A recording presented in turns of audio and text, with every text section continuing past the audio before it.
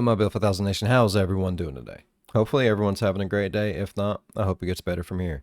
We are back with another Coffeehouse Crime. This was actually suggested by a subscriber. The title is The Horrors of Ice Casket Serial Killer. Alright, let's go ahead and get into today's story.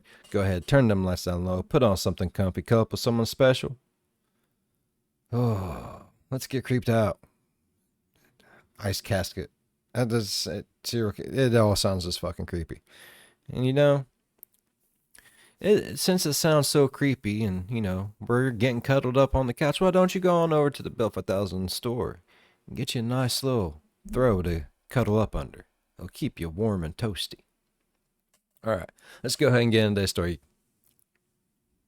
With a murderous father and a mother on the run, Apichai Ongwisit was a troubled and neglected child left to his own devices. That torment would never leave him, right there. And as he grew older, he would follow in his father's footsteps to become a violent killer. Due to his father's previous actions, the Ongwisit residence already had somewhat of a reputation as the House of Horrors. But neighbors had no idea that these rumors were in fact shadowed by reality. And as it turns out, decades later, dark and terrible stories were still happening behind closed doors. Today, we're diving into the so-called Khae House of Horrors. We're inspecting the strange man known as Apichai Ongwisit, and we're looking at least one of his many victims. But first, we must learn some horrendous truths. Oh shit. Welcome back to Coffeehouse Crime, folks. My name is Adrian, and today we're looking at the dark case of Apichai Ongwisit, also known as the Ice Casket Killer. If there ever was a place haunted by murders, then this definitely is one of them. With multiple deaths spanning several decades, it is no wonder why people see this place as the House of Horrors. Before we begin, and just to let you know that Coffeehouse Crime is all about true crime, strange and chilling stories, and the best way to support me is by subscribing to the channel. So, if you like darkly fascinating stories or simply want to see coffee rain from the sky, please hit subscribe now. And also, if you like to drink coffee while watching these videos, then please check out Classified Coffee, it's my very own blend. And now, with that said, please grab yourself a coffee, pull up a seat and get ready for the deep dive. This is the case of Apichai Ongwisit.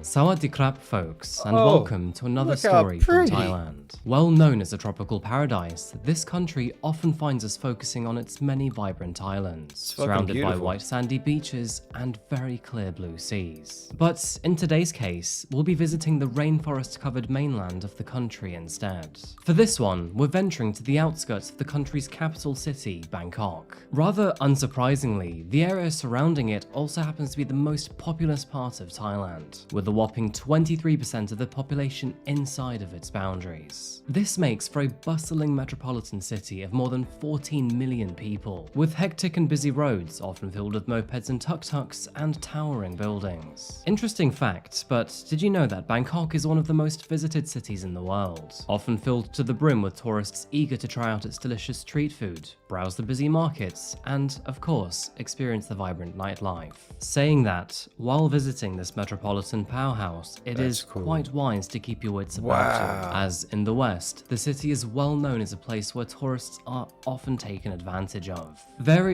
were so many lights, I was like looking up at the sky. Looked like different constellations, bro. That's crazy. These scams, overcharging and dual pricing are unfortunately somewhat commonplace here, with more than 10% of tourists claiming they'd experienced at least one of these scams. So, as with most things, if something seems too good to be true or isn't what you expected, then it's probably good to go with your instincts. Despite Bangkok's reputation as an urban jungle, there are a few inner districts which hold plenty of vegetation. And in the district of Bang Khae, a sizable plot of land with a large house complete with a tropical garden could be found. And this is where we find 41-year-old Apichai Ongwisit.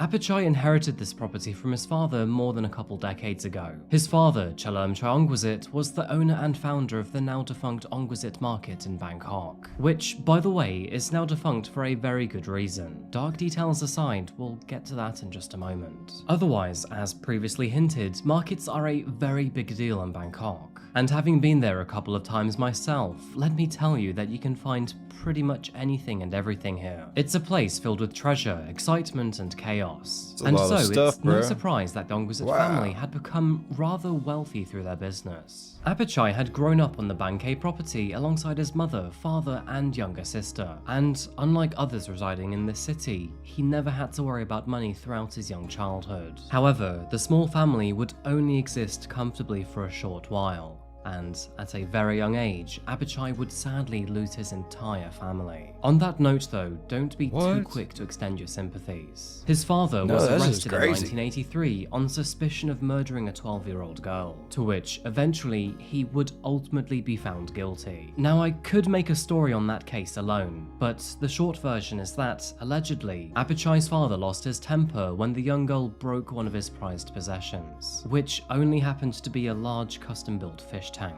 Attempting to cover up his crime would be in vain, but this didn't stop him from trying. And it would be through very grisly efforts too, as Chaiyachet dismembered her body in the process. His wife, who of course was also Apichai's mother, played a large part in trying to cover up the murder too. I mean, with 2 children and a wealthy husband, she wanted to retain that lavish lifestyle. Once the news broke out, she was deemed complicit in the crime. But by the time officers had the chance to catch up with her, she'd already fled the country with Apichai's sister. And following this terrible whirlwind of a story, it left the young 4-year-old Apichai all alone in the big city of Bangkok. As a result, he was raised by distant relatives who seemed neither loving nor attentive. Apichai was essentially left to his own devices, and was often seen wandering the streets alone. Moving forward, we don't actually know much about Apichai's upbringing, but what we do know is that his father didn't last long in prison. In fact, before he was even sentenced, he was both shot and killed. With his father now dead and both his mother and sister gone, Apichai was left to inherit the entire family property. And as soon as he became a legal adult, this is where he would live for the rest of his life. Though, due to his father's horrible crime, the property had gained a local reputation of being known as the House of Horrors. Ironically, little did they know that this reputation would somewhat eventually manifest into reality. As you may know, Thailand is well known for its entertainment industry. And yes, I can hear your saucy monologue talking, because I am in fact referring to its adult entertainment sector. In fact, Thailand has one of the highest sex tourism rates in the world. And although by law, things like prostitution are illegal, it is widely accepted that these things still take place behind closed doors. And with it bringing in substantial tourism and money to the country, authorities do tend to turn a blind eye. There are massage parlors, saunas, and hourly hotels where you can get more salacious services. Sometimes these women are simply mere hostesses, to which men pay them for their conversation, light entertainment, and to keep their drinks flowing. Sadly though, there is an even darker side to this industry, and of course I'm talking about the world of drugs. Apichai was well aware of this. In fact, his main source of active income was the distribution of various drugs. He specialized in various pills, most notably that being methamphetamine. Although this is a life-threatening way to make money, it actually suited Apichai perfectly. He was very accustomed to the dark underbelly of Bangkok, and had many connections. Interesting side note, but his special formula was actually to mix caffeine into the methamphetamine. Now, this is starting to sound like the ultimate coffeehouse crime. Alongside his so-called business, Apichai also relied on the industry for his physical needs too. You see, due to his possessive and abusive nature, he always scared off potential partners. He wanted someone to belong to him, but not to stay loyal himself. He practiced this double standard in rather abusive ways. In fact, in December of 2018, he ordered a woman to follow him home at gunpoint. But thankfully, she was able to flee before it was too late. But Apichai was able to escape the law. In Thailand, money talks, and he was able to bribe the victim with $500,000 baht, which is the equivalent of $14,000 or £11,000. Of course, this was a high price for the drug dealer. Lucky for Apichai, he eventually ended up convincing her to accept a settlement fee 5 times lower, ending up at the sum of 100,000 baht. The equivalent of £2,000 or $2,700. Moving forward, his close run-in with the law would not stop him from his frequent visits to hostess bars. He was in regular contact with plenty of women to suit his needs, and one of those he favoured was 22-year-old Warinthorn Chaiyachet, who happens to be a very important person to our case today. Oh god.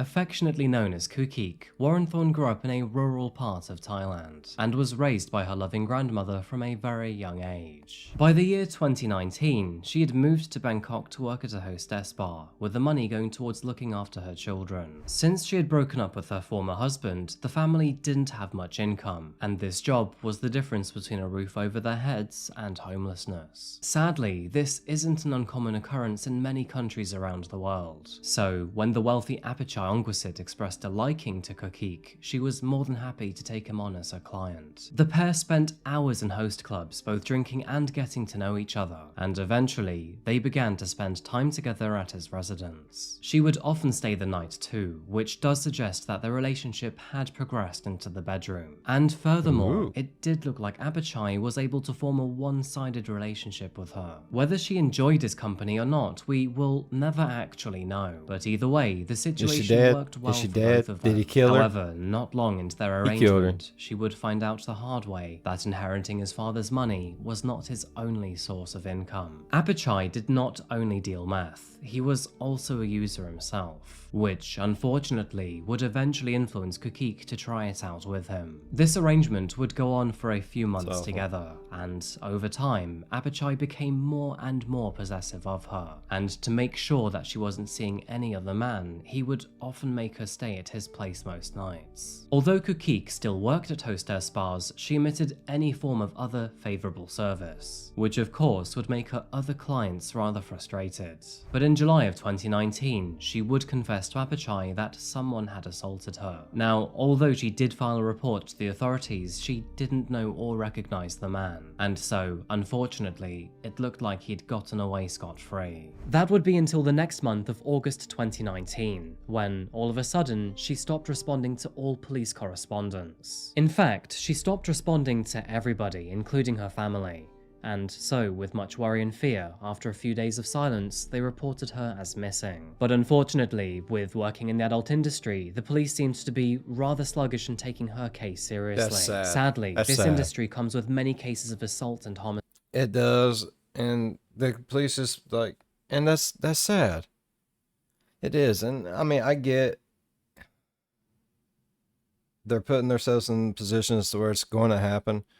But some people don't have a choice, and you know, there is still a difference in not wanting to do it and getting paid for it, and really not wanting to do it, and you know,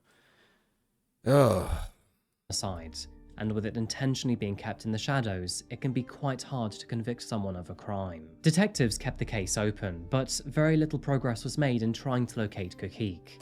I mean, without knowing that Apichai was connected to her disappearance, where could they even start? That would be until January of 2020, when all of a sudden an unexpected source would blow the case wide open, shining the spotlight on a very horrific discovery. oh God, we don't want to know. I guarantee you, we don't want to know. In the early month of 2020, Bangkok police were called to an abandoned industrial zone. Following a tip, they had learned that an infamous local drug dealer named Chalamchion Ngabua was working in the area. Now, in Thailand, drug-related offences can come with a very severe punishment. In fact, dealing with so-called Category 1 drugs can even hold the death penalty. Chalamchion was a well-known miscreant renowned for his under-the-table jobs, petty run-ins with the law, and significant involvement in the drug industry. So, after successfully locating and arresting him, you can likely guess that he was willing to say or do anything he could in order to reduce his sentence. And of course, this would include bribery. You see, Chalo Mchion claimed that he used to be a security guard at the Ongwisit residence, and this intrigued officers greatly. They had long wanted to incriminate Apichai for his involvement in the drug industry, and not only was Chalemchion willing to provide this evidence, but apparently he had something much bigger to reveal too. In short, he told the authorities that he could offer up crucial evidence in an ongoing murder case in exchange for a weaker sentence, and this was an offer that officers could simply not refuse. Rumour had it that if they were to visit Apichai's property and dig in a specific spot, they would find the remains of a young woman. Chaiyachet claimed that he knew she was there, because he was the one to help bury her body on Apichai's orders. He further told the officers that he personally believed there may be more victims underground. And so, on January the 9th, 2020, police made their way over to Khae's House of Horrors. Following the concerning information, Apichai was detained as soon as officers stormed the property, catching him naked as they began to search the residence. Forensics began to dig near the large pond, as instructed by Chaiyachet, and sadly, this is where they came across a chilling yet strange discovery. A large metal box was uncovered, and after dismantling the casket, they discovered the remains of a young woman. She was wrapped in clothes, a bedsheet, and a black plastic bag. With a large tattoo spread across her back, she was identified as 22-year-old Warinthorn Chaiyachet. Following this discovery, authorities now had reasonable grounds to formally arrest Apichai for the murder of Khae. But despite this evidence laid before him, he viciously denied his involvement. The horror would not end there, however, because following Chaiyachet's testimony, authorities were now worried there may be more victims underneath. As a result, a thorough search of his property was conducted, with the large pond being their main area of interest. Horrifyingly, over the next few days, police and volunteer divers discovered more dark secrets around the pond. A total of 298 human bones were recovered from its murky waters, all of which seemed to belong to young women. They would also recover various heavy objects, including gates, dumbbells, and cement blocks, all of which could be used to sink these women to their watery graves. In addition to all of this, detectives found another metal casket in the water, and after opening it up, they found the decaying body of a woman. With such horrific details, this case understandably became talk of the town. In fact, the entire city of Bangkok is fucking was crazy, stunned. bro. As the news spread, some believed that Apichai filled the pond with carnivorous fish named alligator gar to help dispose of the bodies. I mean, I had no idea what alligator gar were until I looked them up, and let me tell you, they look like something straight out of a horror movie. Quite frankly, I don't know what would be worse, seeing Apichai as the last thing on Earth before you die, or one of those things. Although the authorities claimed that no carnivorous fish were found in the pond, it doesn't negate the horrors discovered within its murky depths. And although they may never be able to identify the blackened and washed out human bones, through forensic analysis, they were able to confirm that some of those bones belonged to a 17-year-old girl and another one slightly younger. The one victim that could be named was Warinthorn Chaiyachet, and through witness testimonies, physical evidence, and Apichai's own partial confessions, we can piece together an accurate story of what precisely happened to Khae in August of 2019. Despite Apichai denying that he murdered her, he did eventually admit that she was accidentally killed. It turns out that, after growing scared that she might run off with other men, he held her captive for several days. This allegedly broke into a heated argument between the two, and after standing up for herself, Khae declared that she wanted to end the relationship and rekindle her relationship with her previous husband. Menacingly, though, Apichai was not going to let that happen. I have no idea why he had one of these things, but with the fear of being abandoned, he grabbed her by the arm and forced her into a metal casket which was found in his bedroom, locking her inside. Here she remained for the entire night. But what Apichai supposedly... Does he just keep metal caskets hanging around for, you know, just in case? Failed to realize is that the metal casket was airtight. As a result, Khae tragically died of suffocation, and by the time Apichai released her the following morning, she was already dead.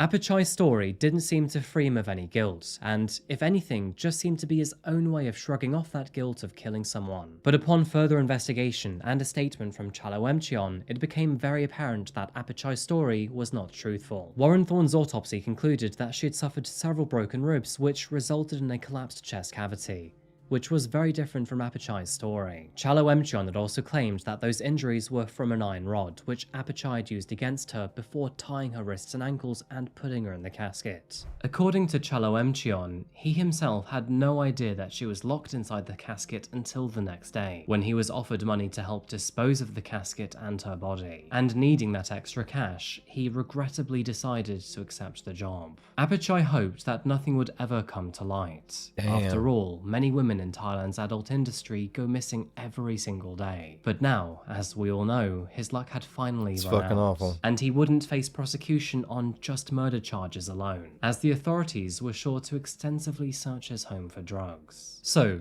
do you remember the caffeinated methamphetamine he was distributing? Well, more than 1,000 yaba pills were confiscated from his property, and with these pills containing methamphetamine and caffeine, those pills are sure to fuck you up. No surprise, but yaba translates to crazy medicine in Thai. It's classed as a Category 1 drug in Thailand, meaning that the punishment for producing such a drug could mean the death penalty. However, since he was only found to possess yaba pills, and there was no evidence of producing them on his property, he was less likely to face lethal injection and more likely to face life behind bars. Throughout court proceedings, Apichai changed his story multiple times. One moment, he claimed that Kukik died from suffocation, and the next, it was apparently drug overdose. And when her DNA was found on the dumbbell, Apichai claimed it had fallen on her during the argument. One thing is for certain though, it is confirmed that Kukik suffered blunt force trauma before she passed away, which is something that Apichai denies. The local media would eventually dub Apichai as the Metal Casket Killer, and upon more thorough investigations, detectives would realise that several people around Apichai disappeared during his time at large.